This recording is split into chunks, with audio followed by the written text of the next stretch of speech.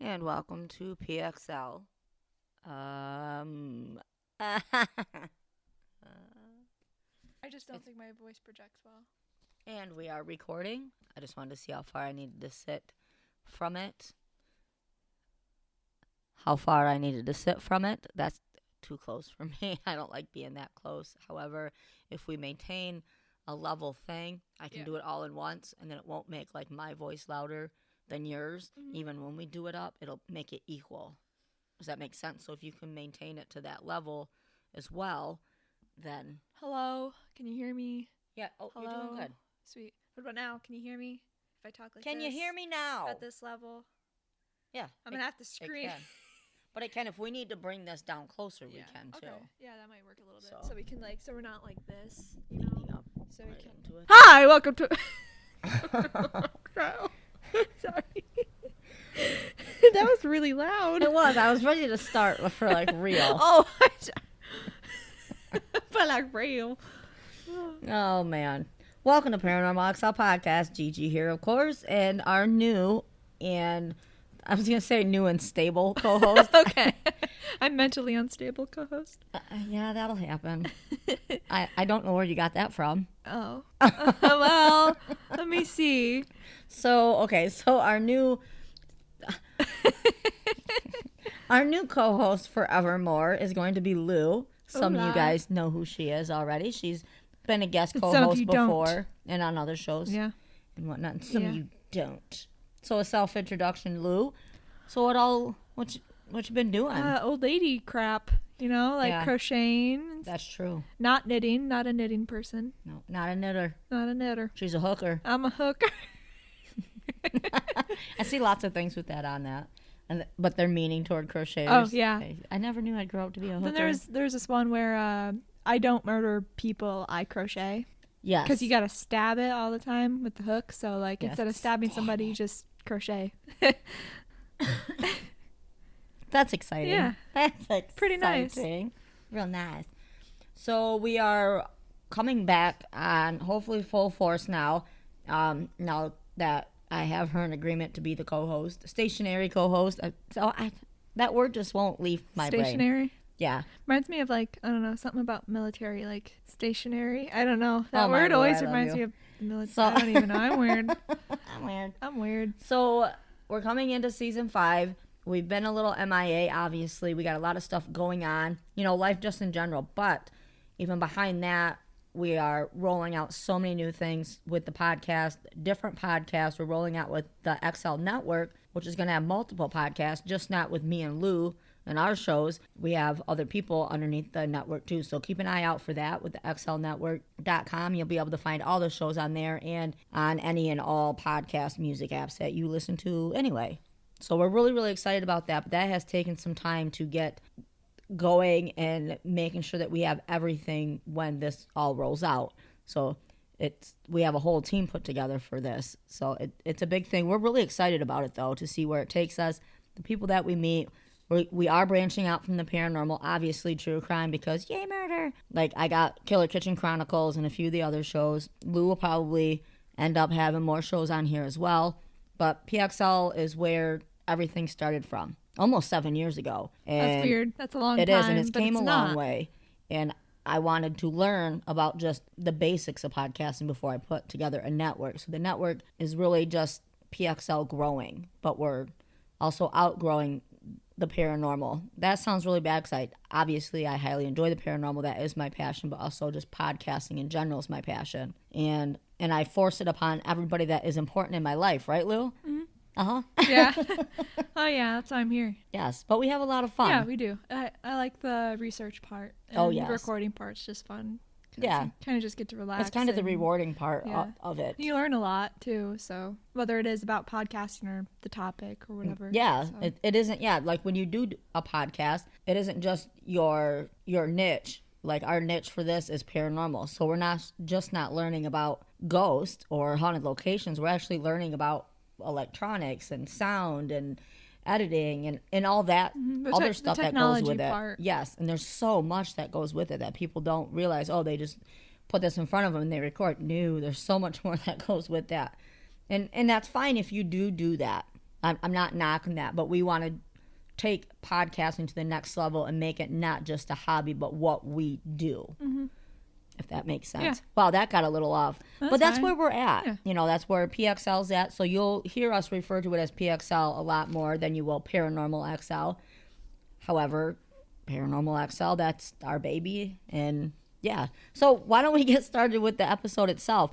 So during our downtime and trying to put together these other things, and last year we went to a lot of different places to investigate. We went to New York, a lot of places in Michigan. Where else did we go? Indiana, Ohio, and if I don't have that list in front of me. We went to quite a bit of cemeteries, though. Oh yes, we did do that. That's always a fun one because you can be doing anything and stop at a cemetery because they're everywhere. So, but one of the fun topics and something that you don't hear about on the other podcast a lot is angel hair. So I don't know if you have any stories about angel hair or an experience with it, let us know. But we will get into what it is. So the definition of angel hair is angel hair is described as being similar to a substance to what a spider web is, but it isn't.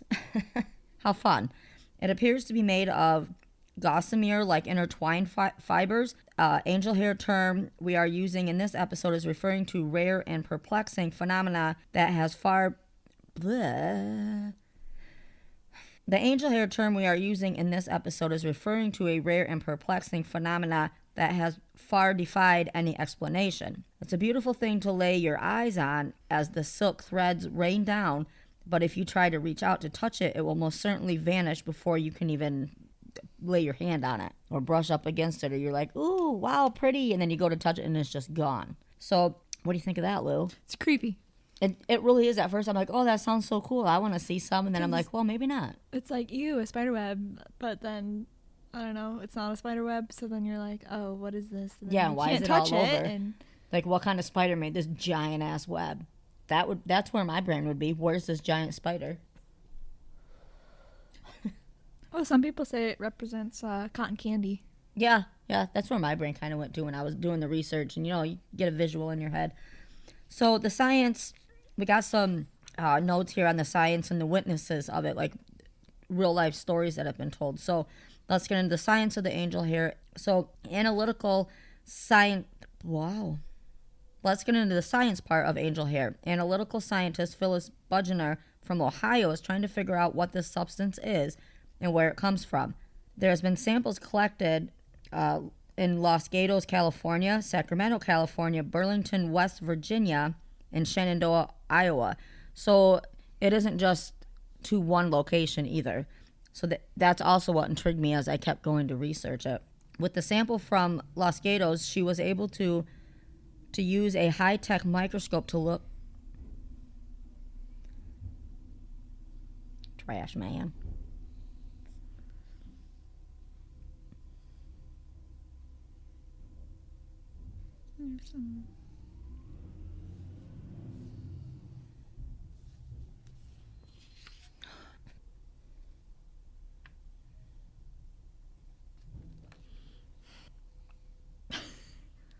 Could I read some of these when you're done? If you don't already have I don't already go through it.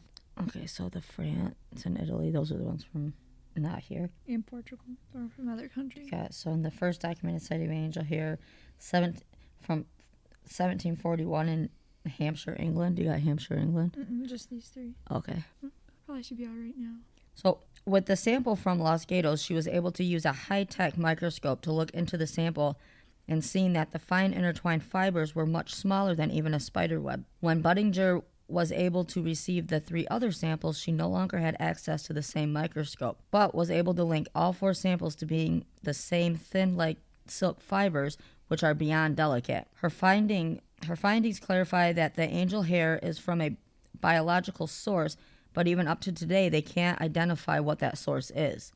The samples from Burlington and Shenandoah seem to be the most intriguing because there's a link between the appearance of angel hair and, of course, UFO sightings, which, if you're paying attention to the news nowadays with the drones and everything, alien invasions, all fun stuff. We'll probably reach out on that on another episode, I'm sure, with all that craziness going on. So In Australia, there were 11 reported sightings of angel hair, but no UFO, and 8 sightings of UFO and angel hair. You have to remember, just because we don't see something doesn't mean it's not there. So you do believe in UFOs, but you are looking to the east while the UFO is flying through the sky in the west. Just saying. So the first, we'll go over some documented cases here. We'll go over some documented cases here. Lou's got some for you too. I'll go over the ones that I have. So the first documented sighting of angel hair is from 1741 in Hampshire, England. There was a letter written about the phenomenon stating that the strands were 2.5 centimeters by 13 to 15 centimeters long. A majority of the reports come from North America, Australia, New Zealand, and Western Europe. It also documented these showers last from 1 hour to 6 hours. These fibers fall, then disappear. In some reports, it is said it leaves a dewy stickiness behind. So, Lou, I'll let you go over yours, and I think I have another one here that is one that you don't have. Okay. This one happened in Italy. So during a football game in 1954 in Florence, some people witnessed strange, bright objects flying in the sky. And a little bit later, angel hair began falling from the sky, covering the area. Samples were collected and reportedly disintegrated before they could be thoroughly analyzed. Can I read that again? Mm-hmm. Go ahead. No, read it again. Oh, okay. So, back in 1954 in Italy, during a football game in Florence, thousands of people witnessed strange, bright objects flying in the sky. Shortly after, angel hair began falling down, covering the area. Samples were collected and disintegrated before they could be analyzed. So it's almost like when you put water on like cotton candy. Yeah, that's what you're saying. It just goes away and you're like, what the heck? Yeah.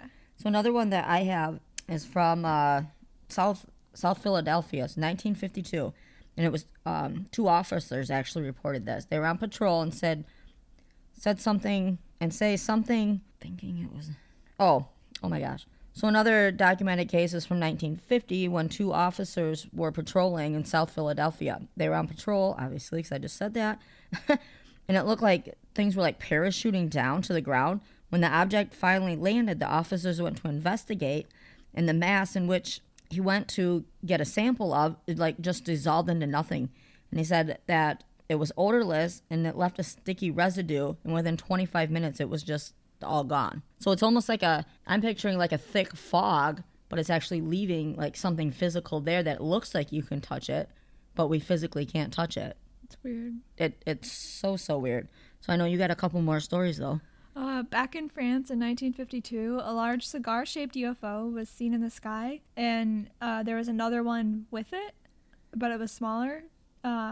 Witnesses reported strains of angel hair falling and covering the ground, trees, and buildings. Crazy. Yeah. And it's another thing I want to note is it's just not like in California or just the U.S. These are happening like all over. My stories came from the U.S. except for the one in Hampshire, England, the first sighting. So like a first documented sighting when they wrote it down in a letter, which, wow, that's so long ago. Just crazy as to think. Like, I don't know what I would do. We travel a lot, whether on airplane. Most of the time it's in a car that we travel. But could you imagine, like, we're just riding along in the desert, trying to find a haunted location, and then we see just this stuff come down from the sky, and we're like, oh. However, nowadays I don't think I'd go out and touch it.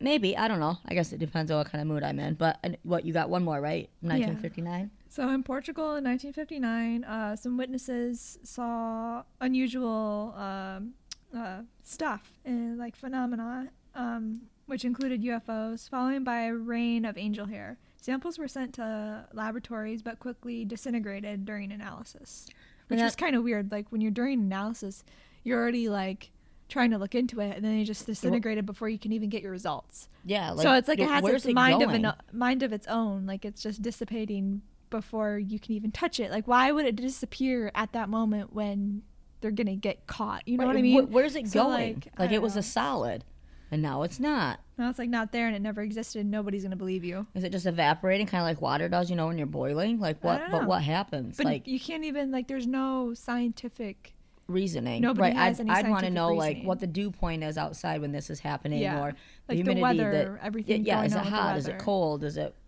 whatnot? So you also got to keep in mind of the samples that Budinger had to work with. They were saved in airtight jars for 2 years. Just imagine if we were able to get samples of this now, or who's to say we don't have the samples of this in today's scientific world and what they could figure out with it. Because, like, even in the 50s and the 60s, you know, when some of these happened, that's a long time ago now. And science has came so far. What was you going to say? Oh, so I had this thought. So you know how you said there was like a lot of sightings in Australia, and then a lot of people say it's from spiders. That I mean, it could be, but maybe the ones in Australia could actually be from spiders, because they always, like, there's literally raining spiders in Australia. So there's already Right, stuff but what in the kind of sky, spiders but, like, doing that? That's true. So it's like, Is this like a 'cause Bigfoot thing? there's a thing here that says Spider one of silk. the phenomena is spider silk, and it's one of the most common explanations, and it's produced by migrating spiders known as ballooning, but skeptics argue that spider silk does not match all the characteristics of angel hair. Right, and that was like in Budinger's research that she was doing. So they were able to keep 2 in airtight jars for 2 years because she was trying to save what she did have. So in science, every day has more and more and more to it. So like I said, just imagine if we were able to do it. Maybe, like I said, maybe they already have it. Maybe they already know where it's come from. Maybe it's just something that we don't know. Like, we're not ready to find out. There's like the whole alien thing. Is it from out of this world?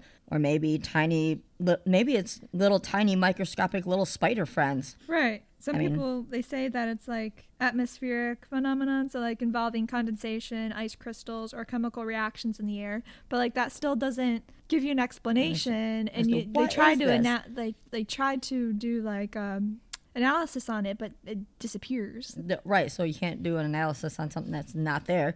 So maybe there's something unseen just floating around in the high up in the clouds that produces these gossamer type fibers. You know, we want to know like what your thoughts on this interesting phenomena are. Like, do you think it is just spider webs and there's just no spider? Like, what makes it disappear? Like, that's almost more intriguing to me than what it actually is. Right. So what are your thoughts on all this craziness? I'm not sure because I haven't seen it for myself, but I do see where people say it can be spider webs and stuff. Oh, absolutely. But that there's still that question, like, you can put a spider web under a telescope easily. That's how they, get their data and stuff for spiders or whatever. But you can't, for some reason, you can't put whatever this is. Right, it won't make it that far. It's not going to make it that far. They've already tried. But it's just weird to me when they've tried or got so close, it's gone. So it's like almost kind of like this game. Right, and they were able to keep it in an airtight jar for 2 freaking years. And like, what? What is this? I found there's a scientific study. There's attempts to study angel hair have been challenging due to its transient nature. Some collected samples, and they were found to contain elements like boron, silicone, magnesium, and calcium. But these findings are inconclusive. So that's like, because it dissolves so quickly and they can't find anything. So maybe it's just like a chemical reaction when it could be like when it touches something. The ground, something on the ground is making it just go away. Because like when you have, that would make more sense than just like not knowing. But us as in our human forms, we need to know. We want to know why this is happening. It's like with spider webs, it kind of disappears, but like you can still see it. But a spider makes that. We know where it comes from. Believe me, we've walked into plenty of spider webs being investigators. So like, again, like we said, we would love to hear your guys' thoughts on this. So please email us. Let us know other things. Oh, she looks like she's got something else. A light bulb went off. Some of the paranormal and supernatural, what would you say? Studies or whatever. Yeah. There's some. Where are you at? Some interpret. I can't read today. So like angel hair would literally be coming from like angels or divine beings, like from above, you could say. Yeah. And they suggest it might be physical evidence of their presence. And then some events where others tie it to celestial or otherworldly events beyond human understanding. So like angels and or aliens. Yeah. But maybe aliens are the angels. And there's yeah, the UFO connection. Or like some say it's exhaust left behind from their ship. Oh, that's crazy. Yeah, That'd be nuts. I to mean, think that'd be about. that's something because It nobody is knows. something. So. Yeah, we're just throwing out hypotheses. I can't say this on the podcast, but can you edit this out? Yeah. I seen a meme. They were talking about just some. I'm not gonna edit it out. Some UFO stuff, and someone said it's like jizz. Oh, I've heard that before. I'm just like, ew. But yeah, you need to edit that out. I will. Okay. I'm not going to. So, do you have any more comments, Lou? No, not questions? that I. Oh well, no. No, that's all she wrote. I'm good. So, email us your thoughts and/or questions on this topic or any other topic for that matter. We love to hear from our listeners, so send those emails to paranormalxl@writeme.com. That is paranormalxl@writeme.com. Thank you for Thank you for tuning in with us today. We love and appreciate you all. Until next time, Gigi and Lou are signing off. And remember, don't yuck someone else's yum. ever. That's what's up. That's what's up.